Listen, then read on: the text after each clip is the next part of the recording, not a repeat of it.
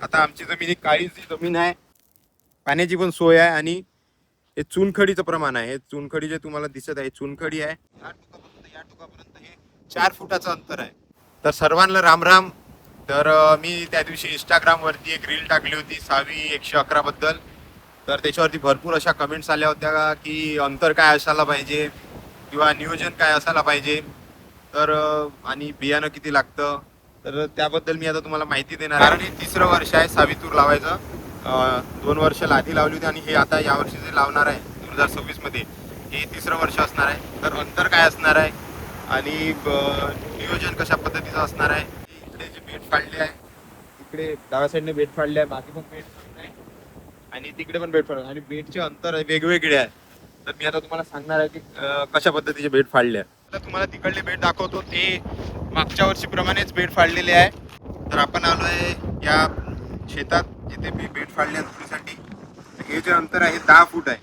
म्हणजे या टोकापासून तर त्या टोकापर्यंत हे 10 फूट अंतर आहे. मधात आपण सोयाबीन टाकणार आहे. तर सोयाबीन हे लहान ट्रॅक्टरने पेरणार आहे फक्त 4 तास 1.5 फुटाचं अंतर ठेवून.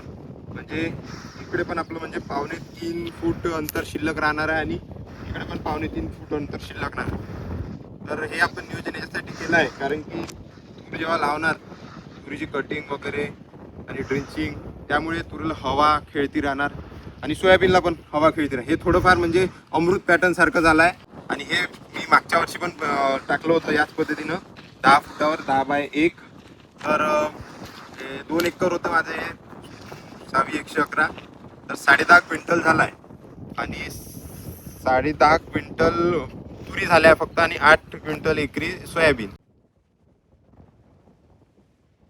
तर तुम्ही बघितलं की ते मागच्या वर्षी जे नियोजन होतं की 10 फुटावर बेड फाडले होते, पण या वर्षी आपण नवीन हे केलं आहे, बेड फाडलेलं आहे.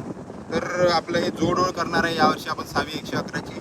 तर हे या टोकापासून या टोकापर्यंत हे 4 फुटाचं अंतर आहे आणि बाजूला 10 फूट आणि तिकडे 10 फूट. या पद्धतीने आपण 3 एकरावर बेड फाडून घेतले आहे.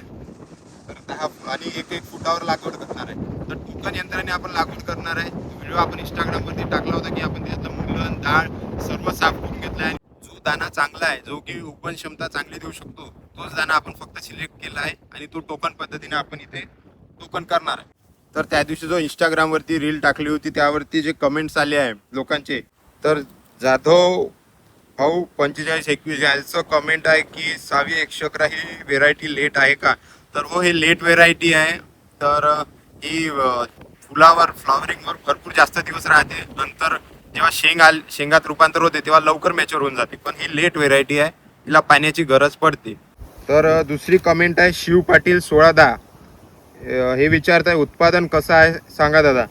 तर जे माझा एक्सपिरियन्स आहे की मी 10 फुटावर 10x1 वर जे लावली होती तूर टोकन पद्धतीने, म्हणजे 3 दाणे 4 दाणे 5 दाणे अशापर्यंत बायांनी टोकन केली होती बायाच्या मदतीनं. तर मला त्यामध्ये सोयाबीन पण होतं 7 तास मोठ्या ट्रॅक्टरचे सोयाबीन होतं. तर सोयाबीन 8 क्विंटल एकरी झालं आणि तूर हे 10.5 क्विंटल एकरी झालं. तर तिसरी कमेंट आहे शुभम ठाकरे 97 भाऊ बेडवर चांगली राहील की खाली. तर बेडवरच चांगली येते तूर नेहमी. कारण की आपलं जर जमीनचे बेड मारतो आपण, बेड असे एकदम माती जमा करत चालते.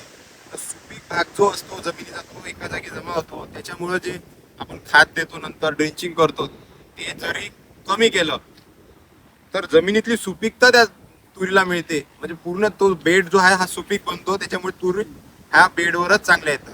चौथी कमेंट आहे शुभम DK 143 मार्गदर्शन करा दादा.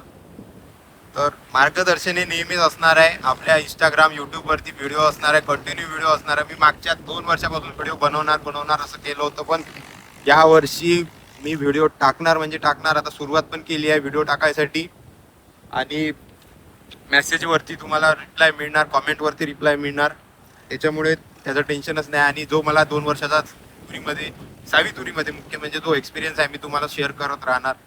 जर तुमची इच्छा असेल 6.111 करायची, पण त्यात 2 गोष्टी मुख्य आहे की तुमच्याकडे पाण्याची व्यवस्था असली पाहिजे कारण की हिला पाणी द्यावं लागतं. आणि दुसरी म्हणजे तुमची जमीन सुपीक असली पाहिजे. हलक्या जमिनीत ती येत नाही. आता आमची जमीन ही काळीची जमीन आहे आणि याच्यात आपलं पाण्याची पण सोय आहे आणि हे चुनखडीचं प्रमाण आहे. हे चुनखडी जे तुम्हाला दिसत आहे चुनखडी आहे आणि काळीची जमीन आहे. हे भारी जमीन नाही आहे पण मध्यम भारी जमीन आहे. त्याच्यामुळं आमच्याकडे पाण्याची पण सोय आहे, त्याच्यामुळे आमच्याकडे चांगली येते. पण मी 10.5 क्विंटल घेतली आहे, 10.5च्या वरती गेलो नाही आहे. आता यावर्षी माहीत पडेल का आपल्याला किती ॲव्हरेज बसणार. तुम्ही आता बघत राहा, इंस्टाग्रामवरती फॉलो करा आणि यूट्यूबवरती सबस्क्राईब करा. धन्यवाद.